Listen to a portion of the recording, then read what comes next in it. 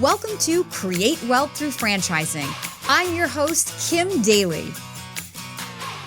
Whether you're a CEO, a military vet, a real estate investor, or simply in career transition and ready to take ownership of your future, with each episode, you're going to learn valuable insights and hear inspiring stories from within the franchise industry. On that note, my guest stories are their own, and as a franchise consultant, I do not make personal brand endorsements or earnings claims, but I do educate, motivate, and inspire dreams. Now, on to the show.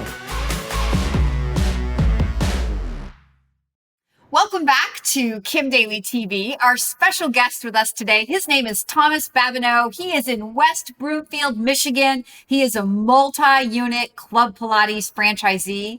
Thomas, welcome to Kim Daly TV. Thank you. Thank you very much. Good to be here.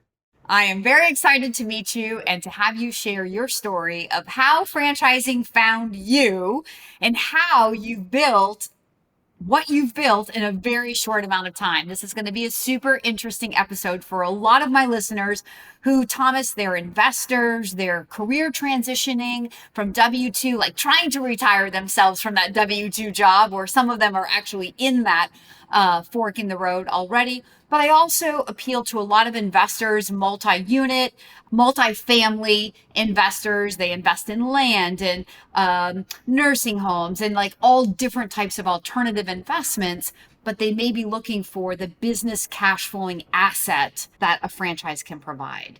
So bring us into your story. What problem were you trying to solve for in your life when you came across Club Pilates? Well, I'll start with just a little, bit of my background. So I spent 38 years in corporate America, 25 years of that in sales, marketing, program management, before I went to, as my colleague said, the dark side in procurement.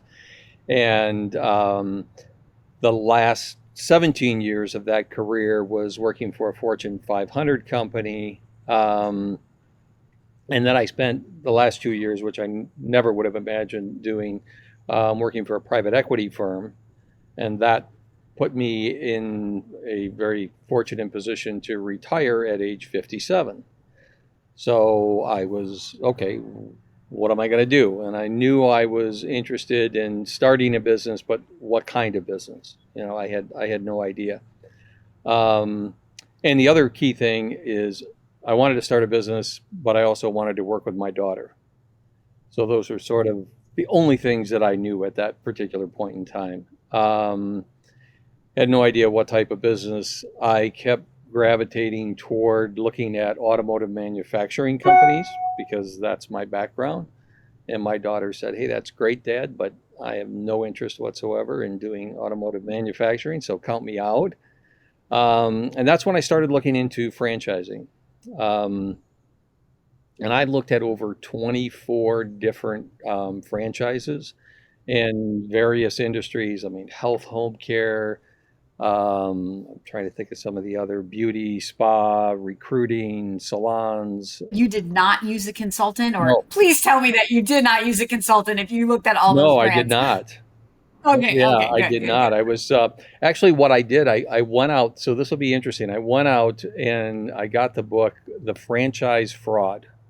So you might, you think of that title and you're like, why would you read that if you want to go into franchising? It's actually not what it sounds like.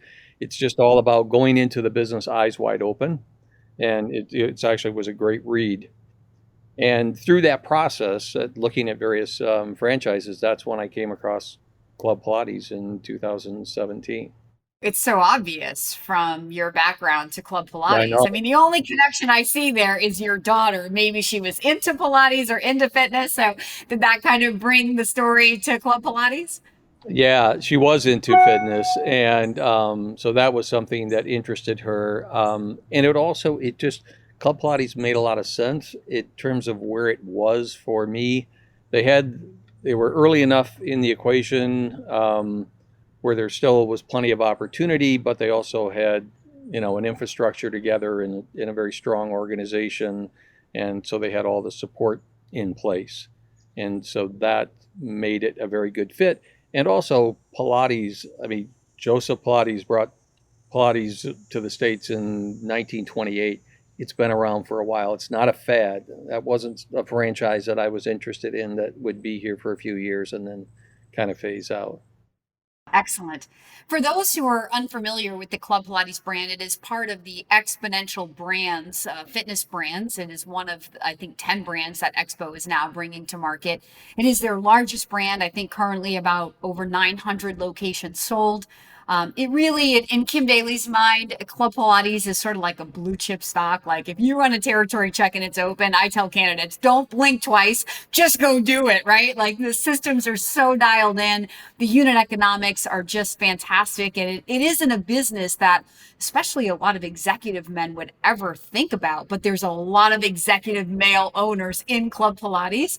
It's a great story of, coming from an industry where Pilates instructors were originally the owners of the club, to then when it came under Exponential under Anthony Geisler, and he was like, no, we don't need Pilates instructors to own it. We need executives who are investor mindset, who can build multiple units, and we can bring the Pilates instructors in to teach the classes. And so that's the model that is out there today. It's, if you're lucky to be a part of club, you're in a very good place. And if anybody's out there and this episode intrigues you, and you're open-minded to club, you should, let me do a territory check for you, because it is like that dialed in.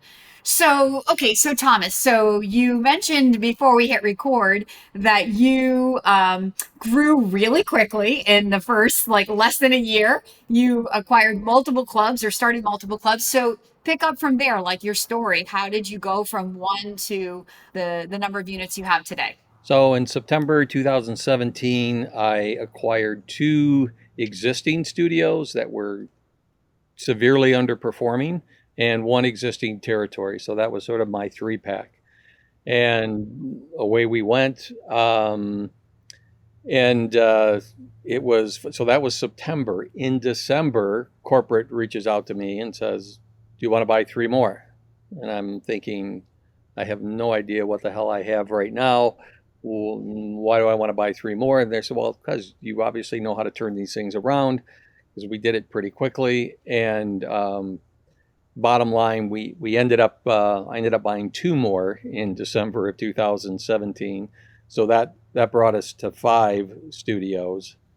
And so we kind of did a complete, I think a more traditional approach would be owners might open up, their second or third or whatever each, maybe year or 2 years. But we had 5 grand openings in 8 months, which Wow. almost killed my daughter, but she managed to get through it. And the thought there was, I wanted to accelerate the process of maximizing revenue as quickly as possible. It was just that simple. I didn't want to wait 5 years to grow it, and there's nothing wrong with that business model. I just wanted to do it quicker. So away we went with our 5 studios, and then we kind of built out the organization. So my daughter was with me, and in October, right after we purchased, she came to me and she said, like, we have to go hire Amy Warner. It's like, okay, that's great. Who's Amy Warner? So that was my daughter's former boss at Fenton Fitness. And, it became very obvious that Amy was a very, very good fit. And in franchising, you learn pretty quickly that if you're going to be successful, it's all about having very, very capable general managers. And, Brandy and Amy fit that bill to a T. So I had the foundation, for success moving forward. Hey, Daly Coach fans, if you're loving this episode, please do me a quick favor and leave me a 5-star rating and a short review. Your feedback fuels my growth and rankings and shows others that this podcast is valuable. Now, back to the show. So let's go back to you jumping into two struggling locations, because there's a lot of people out there probably thinking like, how do you do the due diligence on that, and why do what confidence did you have that you could come in and turn these around? So do you mind sharing a little bit about what you saw? And where I'm going with this, Thomas, is there's a belief out there that in a franchise, number one, that it's build it and they will come. Right. So there's that. And then the second thing is that the territory makes the owner successful, right? No matter how many times, no matter how many videos Kim Daly makes that says owners make businesses successful, not territories, not locations. Of course, they can aid in, making it easier, or whatever, but ultimately it's the owner. So take us back to your due diligence and how you got confident that you were the guy to turn these two locations around, and then in a very short amount of time take on even more locations. It wasn't that difficult because I visited the studios, I made phone calls to the studios, I, pretended I was just a customer. I would show up and, you know, make inquiries about membership, and everything about it was horrific. It was just really bad. It was so poorly managed, that it didn't take, any unique creativity to quickly determine, I can do a lot better than this. It just needs someone to pay attention to the business and follow the playbook. That you know that that's really something you get, and that's one of the other things that I guess that sort of attracted me to the franchising side of the business was, you know, you don't have to figure everything out. People have been there and they've done it, and just follow the processes, and it works. Are you saying, Thomas, that the previous owner was not following the system, and it was as much as like kind of dialing into the system, learning it, and executing it? Exactly. That's exactly right. Yeah. That's amazing. So people will say to me, wait a minute, Kim. So you're saying that people buy a franchise, so they pay money to have a system, and then they don't Follow it. follow the Yeah. system? And I'm saying, that's Exactly. definitely what I'm saying. And you're like, that doesn't make any sense. I'm like, we know that it doesn't make any sense, but this happens every single day. So thank you for, One of the studios, it had like 100 members. It wasn't on brand. It didn't look anything like a Club Pilates studio.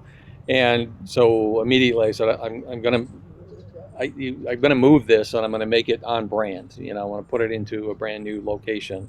And everybody said, "Oh, that's a terrible idea. You do that. If you move this, you're gonna lose all the members." And it's like, look, we only have 100 members. I'm going to go ahead and risk that. We moved it, and now that studio has 550 members.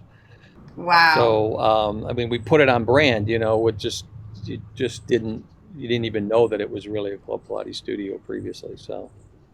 It's amazing. So, okay, so 2017, you slide through 2020. I mean, you're in Michigan. How did that work for you? You know what? I think it was a great character building opportunity. If you could get through that, you could probably get through most other things down the road. And there were a lot of opportunities out there to help small businesses, and unfortunately there were a lot of people that didn't take advantage of that, whether it was PPP1, PPP2, employee retention tax credits, lots of things out there that helped you get through the business. And we plowed through that. That really wasn't fun, but it wasn't horrific. We were still growing the business. And that kind of brought us to another owner had reached out to me and said she wanted out, and asked if I was interested in the business.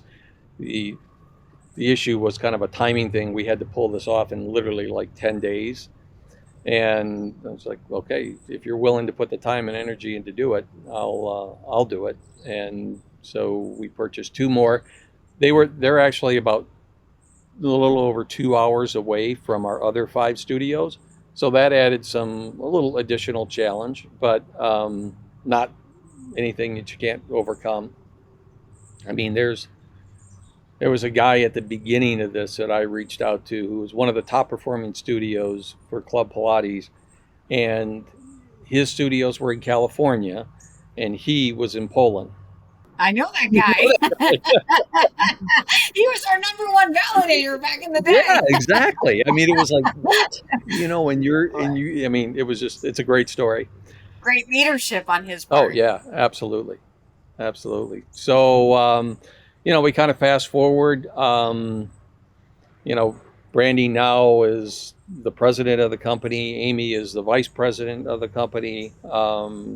They're responsible for 7 studios, over 100 employees, and we've got over 3,000 members. So we are by far the largest Pilates provider in the state of Michigan. Business is great. Isn't that amazing? Think of the lives that your businesses touch, and just the ability for Dad to have this vision to, be done with corporate life, build something of his own, involve your daughter, and now she's doing all of this, because you were able to like be the wind beneath her wings and give her guidance. And I'm sure that's just been awesome for father-daughter. I'm a daddy's girl, so for father-daughter, relationship. I'm sure it didn't come without its own struggles and growth moments, but what a blessing you are. What an amazing legacy that you've been able to give to her. Yeah, it's been, incredibly rewarding to just watch my daughter and Amy just grow into the just outstanding leaders that they've become. And the business wouldn't exist without them. They really made it happen. And I wouldn't be in it without my daughter, because if it was just somebody else, to me, it just wouldn't be as rewarding. So, this is kind of icing on the cake, finding a business. Hey, Daly Coach fans, if you're ready to begin your own journey to find the perfect franchise, please email me right now at inquire@kimdaly.tv. My services are totally free for you. That's inquire@kimdaly.tv. Now, back to the show. Here's a funny question, because I once heard the former president of Club Pilates say that he never took a Pilates class. So I was like, what? You're right. Have you heard that story too, Thomas? Yeah. So let me ask you, not to put you on the spot, but do you even do Pilates? Are you a customer in any of your clubs? Well, let's just say that the former president of Club Pilates and I have something in common. I love it. So to every man out there, right?